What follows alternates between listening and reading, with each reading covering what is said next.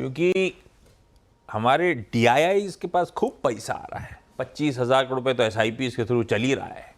ये पैसा कहाँ जा रहा है, कहाँ से निकल रहा है, कहानी क्या है, वो हरमास ढूंढ के लाए। हरमास, गुड मॉर्निंग आपको, क्या अपडेट्स हैं? गुड मॉर्निंग आशीष। और हम भी जब आपस में बात करते हैं तो यही सवाल पूछते हैं क्या लेना चाहिए। तो ये म्यूचुअल फंड्स ने इसका जवाब दिया है कि उन्होंने क्या लिया और क्या बेचा है नवंबर के महीने में। तो शुरुआत इससे ही करते हैं, HDFC म्यूचुअल फंड से करते हैं।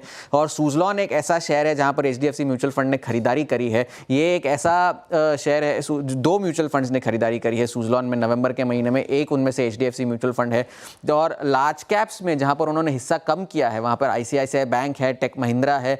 और जो IGL के शेयर है जहां पर काफी पिटाई हुई थी हाल फिलहाल में, वहां पर अपनी हिस्सेदारी उन्होंने बढ़ाई है JSW स्टील और TCS के साथ। आगे बढ़े तो SBI म्यूचुअल फंड ने कहां अपने पैसे लगाए हैं। बायोकॉन और बालकृष्णा इंडस्ट्रीज में उन्होंने नई खरीदारी की है। पूरी तरह से एग्जिट उन्होंने ओला इलेक्ट्रिक में करी है। स्टॉक अपने पोस्ट लिस्टिंग हाई से काफी नीचे आ चुका है। और कमिंस इंडिया में पूरी तरह से एग्जिट कर लिया है, जबकि वोल्टास और मुथूट फाइनेंस में अपनी हिस्सेदारी घटाई है। और HDFC बैंक में उन्होंने अपना हिस्सा बढ़ाया है। ये SBI म्यूचुअल फंड ने करा है। कोटक म्यूचुअल फंड की अगर हम बात करें तो उन्होंने मेडप्लस हेल्थ, इंडस टावर्स में खरीदारी करी है। डॉक्टर रेड्डीज में से एक बड़ा नाम है जहां पे उन्होंने एग्जिट किया है, जबकि HDFC बैंक और परसिस्टेंट सिस्टम्स में हिस्सा घटाया है। और KEI इंडस्ट्रीज और जोमेटो में अपनी हिस्सेदारी बढ़ाई है। ये कोटक म्यूचुअल फंड ने किया है। एक्सिस म्यूचुअल फंड पे अगर हम जाए तो वहां उन्होंने वेल्सपन कॉर्प और विप्रो में खरीदारी की है। बाकी IT शेयरों के मुकाबले विप्रो ज़्यादा चला नहीं है, मगर गो डिजिट जो एक नई लिस्टिंग है वहां पर उन्होंने पूरी तरह से एग्जिट कर ली है। बजाज फाइनेंस और डीमार्ट में अपना हिस्सा घटाया है और SBI और जोमेटो में अपनी हिस्सेदारी बढ़ाई है। जबकि यहाँ पर डीमार्ट में अपना हिस्सा घटाया है। जबकि क्वांट निपॉन MF की अगर हम बात करें वहाँ ONGC और बायोकॉन में उन्होंने नई खरीदारी करी है। पावर ग्रिड से अपना हिस्सा घटाया है, जबकि रिलायंस इंडस्ट्रीज में अपनी हिस्सेदारी बढ़ाई है। और ग्रासिम जैसे शेयरों में अपनी पूरी तरह से एग्जिट कर लिया और यहां पर उन्होंने डीमार्ट में अपना हिस्सा बढ़ाया है। और क्वांट म्यूचुअल फंड की अगर हम बात करें तो एक इंटरेस्टिंग नाम यहां पर मैसगांव डॉक है। फ्लोट यहां पर कम है, मगर क्वांट म्यूचुअल फंड ने अपना हिस्सा बढ़ाया है और नई खरीदारी की है और SBI में अपना हिस्सा बढ़ाया है। ICICI प्रूडेंशियल म्यूचुअल फंड की अगर हम बात करें तो चेन्नई पेट्रो में उन्होंने नई खरीदारी की है। अडानी पोर्ट्स के साथ ओबेरॉय रियल्टी और इन्फोसिस में अपना हिस्सा घटाया है। और मारुति सुजुकी, एक्सिस बैंक और एशियन पेंट्स ऐसे चुनिंदा लार्ज कैप नाम है जिन्होंने अपना हिस्सा बढ़ाया है। अगर हम आगे चले और आदित्य बिरला सन लाइफ म्यूचुअल फंड की बात करें, वरुण बेवरेजेस एक ऐसा वेल्थ क्रिएटर है जिसकी हम ज्यादा बात चर्चा करते नहीं है, मगर वहां उन्होंने नई खरीदारी की है। जोमेटो में अपना हिस्सा बढ़ाया है और कोटक महिंद्रा बैंक में हिस्सा बढ़ाया है, जबकि HDFC बैंक और इंडियन होटल्स में अपना हिस्सा घटाया है उन्होंने।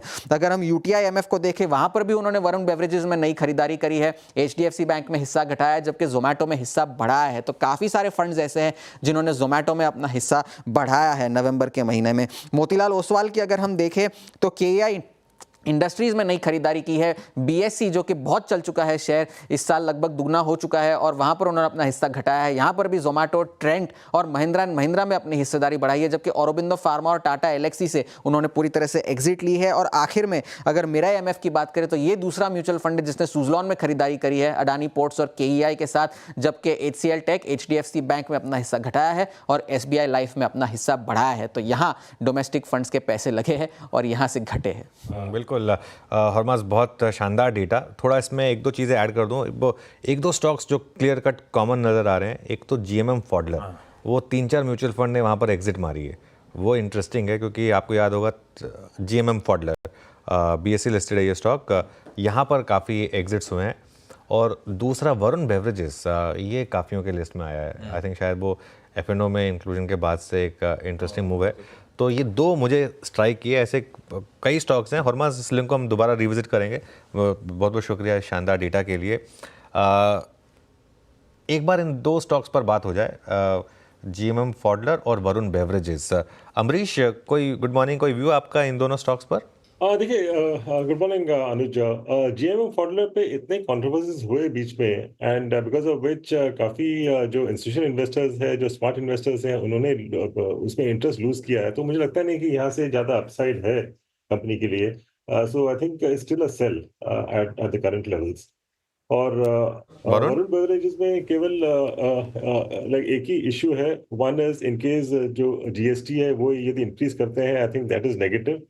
और दूसरा बात है कि from I mean like like like group like Reliance, वहाँ से जो उन्होंने अभी लॉन्च किया कैंपा, उसका शायद काफी अच्छा कंपटीशन हो सकता है, so that is another negative for VBL, but till then मुझे लगता है कि it can hold on possibly. बहुत बढ़िया। ये